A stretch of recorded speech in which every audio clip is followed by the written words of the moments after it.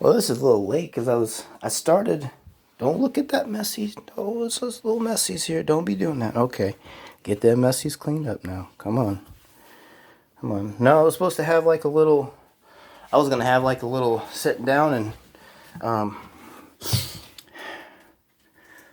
going on drinking the coffee and talking, but then I got distracted with this, doing these dishes and stuff.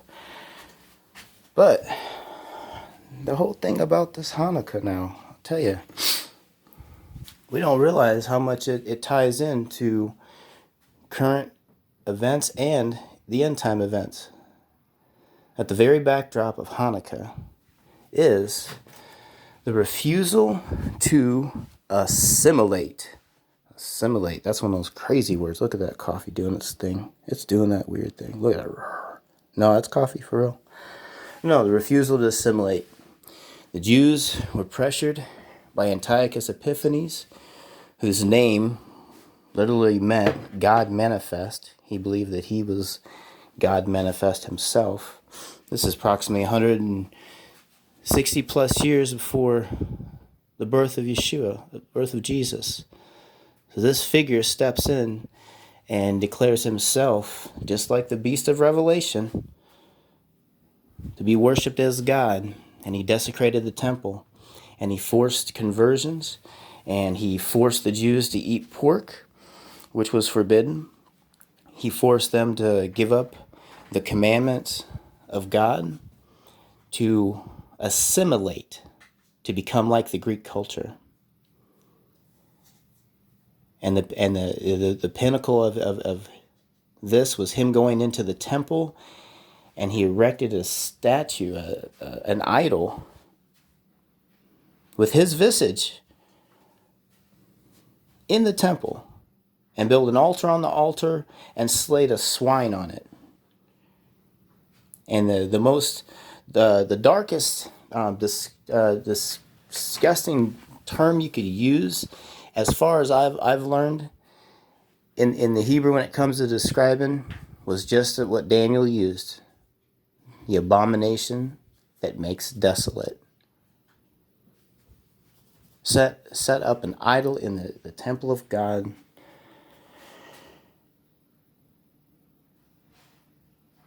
And we're faced with the same thing during our time, because Jesus said that this was going to happen again. Imagine the Jews. They're like, are you serious? What are you talking about, Rabbi? Don't you know, in Sunday school, well, not Sunday school, in the synagogue, we know about all this stuff. This already happened. But he says that it would happen again, the end time. And when you see the abomination that causes desolation, flee to the mountains.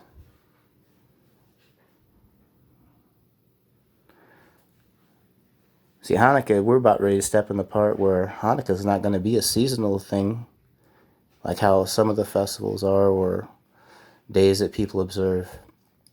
We're going to be stepping into a time where we're going to be living it every day. Because the same backdrop with Hanukkah, with the assimilation, being put in a press to conform to the world, as opposed to retaining your identity in the kingdom of God.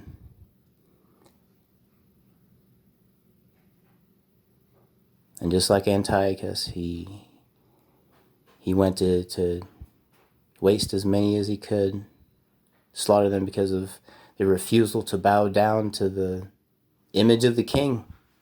It was like Shadrach, Meshach, and Abednego all over again. We don't realize how all these things, they tie into the same spirit point, that it's all going to come to a focal point in the end.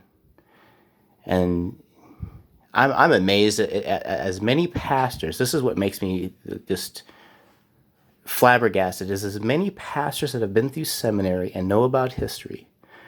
Why don't they, instead of using these Hollywood movies that really don't carry much weight when they make these Christian end time movies, why don't they just go on and make a movie about what had happened with Antiochus? Because that was the diagram. That was actually like a template for what the Antichrist will do in the end time.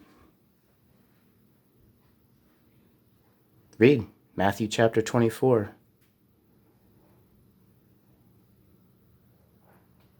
Can you imagine the mind of a first century Jew when they heard him say that?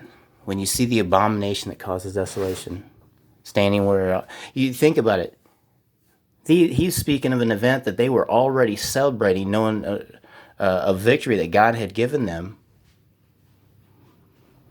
They'd already been observing this for years, over 100 years, going on almost 200 years. They were observing this Festival of Lights as a reminder of God giving them perseverance, the oil of perseverance, honestly, to carry through those 3 years of that tribulation they experienced, which was the foretaste of that which was to come at the very end, the last of days. Something to think about. I was just on a tangent, and I just figured I need to share that. And sorry I gave you much look at, because I'm not a good cameraman, but may give you something to think about during this Hanukkah time, 2020, and how we're all pilgrims, and the time is going to come when we'll have to choose whether to assimilate and be like the Greeks around us, or keep our identity. You know, people want to identify themselves as whichever. You know, that's God's given right to you to think as you want. He's given us all a mind to think clearly and freely, if we so chose. No, the Lord does not do forced conversions. He refuses. That's against His law. He will not do forced conversions. He offers now as the time of grace. It's an invitation to a wedding. We just got to put on a wedding garment, change off our old garments, and put on this new wedding garment that we can't afford, but He's buying it. Outstanding.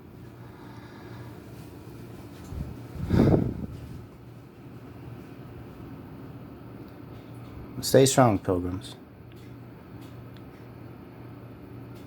There's a kingdom at the end.